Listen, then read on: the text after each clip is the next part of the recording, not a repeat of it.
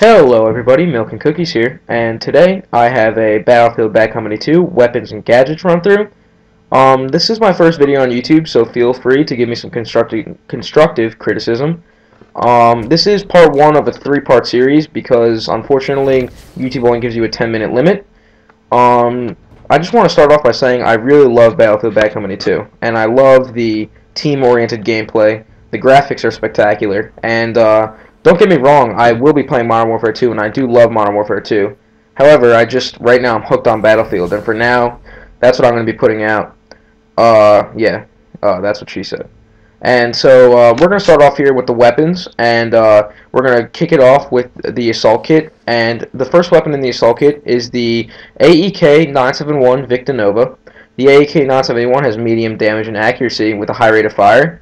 The high rate of fire does give some newer players some trouble because of the excessive recoil. So it's tough to master, but you'll get the hang of it. Next is the XMA Prototype. This seems to be a fan favorite. High to medium damage, high to medium all across the board. With the red dot sight, it is very good. I recommend it to a lot of you guys. Next up is the F2000 Assault. The F2000 Assault is a little strange. Medium damage, low accuracy, and a high rate of fire. To me, that seems a bit like a submachine gun. And if you go into a room spraying, I promise you that no one is going to survive. Next up, we have the Steyr AUG-77. It's kind of the same as the F2000, except a bit better damage. I do like it a lot. It's a nice gun. It's just not as good as the future guns. We have our first burst assault rifle, the AN-94 Akban. If you put on a red dot sight on this puppy and magnum rounds, I promise you that will tear up anyone that you come across. Next we have the M4 carbine. Mediums to medium highs on everything across the board, and with magnum rounds, I'll tell you right now, like just 3 bullets will take anyone out. This is the Scar H from Call of Duty, just in this game right here. That's what it is. And here is the final unlock, the M16. It is just as I'd say 2 times better as the AN-94 Akban. It is just a great gun. And here you see me just completely screw up, and I apologize for this. I try to compare the M16 to the AN-94 because that seems to be pretty popular. It's some people trying to figure out which is better. But I didn't know that if you didn't have it unlocked, you can't do it. So I apologize for that. Next, we have the first weapon for the engineer, the 9A91 Avatomat. This is overall just a terrible gun, I'm sorry. Lows across the board with a 20-round clip, that's just not my thing, and I really hated having to use that off the start. Next up, we have the Scar L Carbine. The Scar L is just as, it's a little bit better than the 9A91. It's just a bit more powerful, and I like how it has a larger clip. However, this is one of my favorites, the XMA Compact. Even though it says its damage is lower, it does have a higher damage, and its rate of fire is very good, and it just tears people to pieces.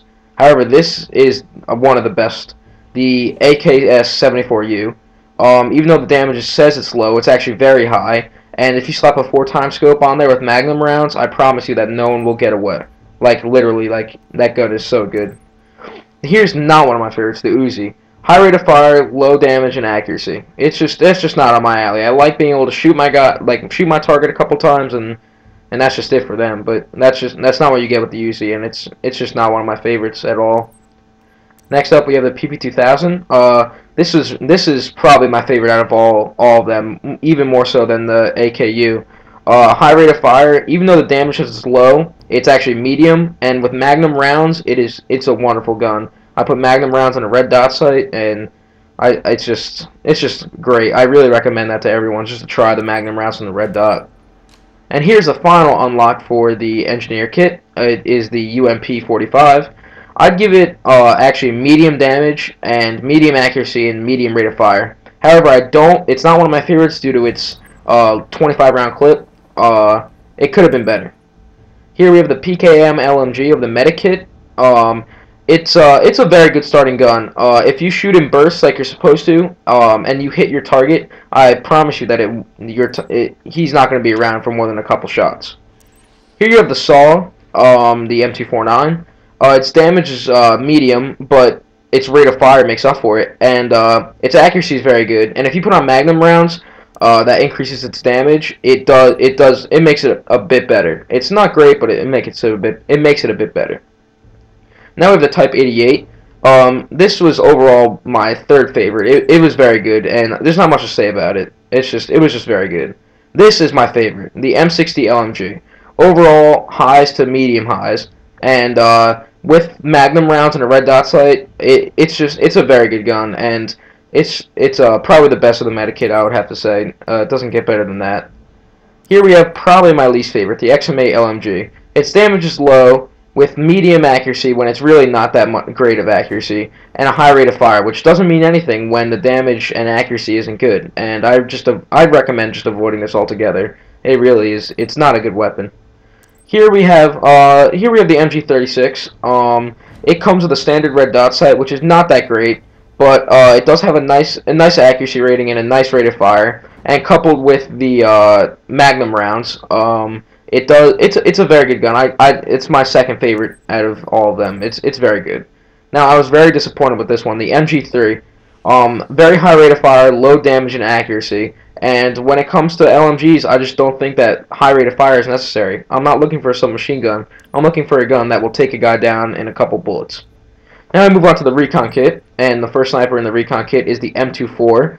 It's the first sniper you get, and it's a reliable gun. Headshot will kill, obviously, and it does have a nice range. You do have to aim above the head due to bullet drop. And here we have the next sniper you unlock, the Type 88. This is semi-automatic, and it's for those guys who are uncomfortable with the one-shot sniper rifles. So if you're uncomfortable with the M24, you could always give this one a try. I can't guarantee that it'll always be a one-shot kill, though, which is unfortunate. Next we have the SV98 Sniper Saka. It is much better than the M24, I believe. I think you can almost always get a one-shot kill with this baby. It's very reliable and very good. I recommend it. And this is actually one of my favorites, the SVU Sniper Saka Short. It's suppressed, and it's a semi-automatic. And it's very good.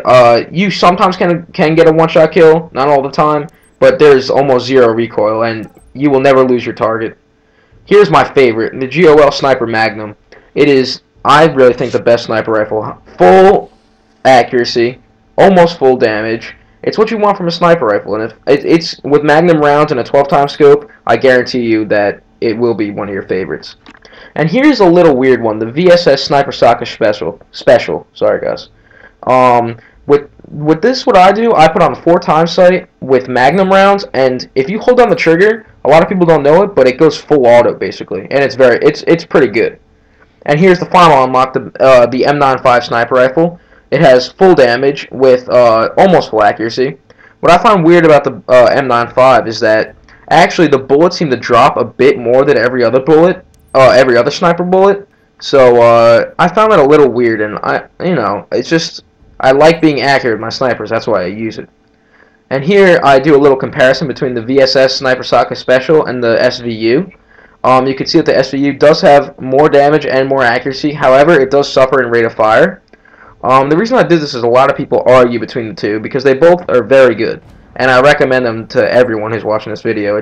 They're both excellent, but it just depends on what you like. If you're going close quarters, it's the VSS. But now we move on to pistols. Here's the default M9. It's what you'd expect: low damage, low accuracy, low rate of fire. It's a good standard sidearm. But here's my favorite, the World War II M911. Overall, the damage says it's medium, but I give it high. 3-bullet kill. It is a great sidearm for snipers. It's wonderful. And here's the Glock of this game, the MP43 Garage. The damage is low, but it's made up by its 17-round clip, and even though it says medium rate of fire, it's very high rate of fire. And here you have the MP412 Rex. It's a 6-round Magnum, medium to high damage with medium accuracy. You do have to take your time with this one and really hit your target because it's a slow rate of fire. Here you have the standard tracer dart gun, and this is used to lock on to vehicles so friendly rockets can lock on, basically. It's very good for team players. And here you have the M93 Raffica. It's a burst pistol with medium damage. That's all I have to really say about that. Guys, stay tuned for part 2 where we go over the rest of the weapons. Tune in.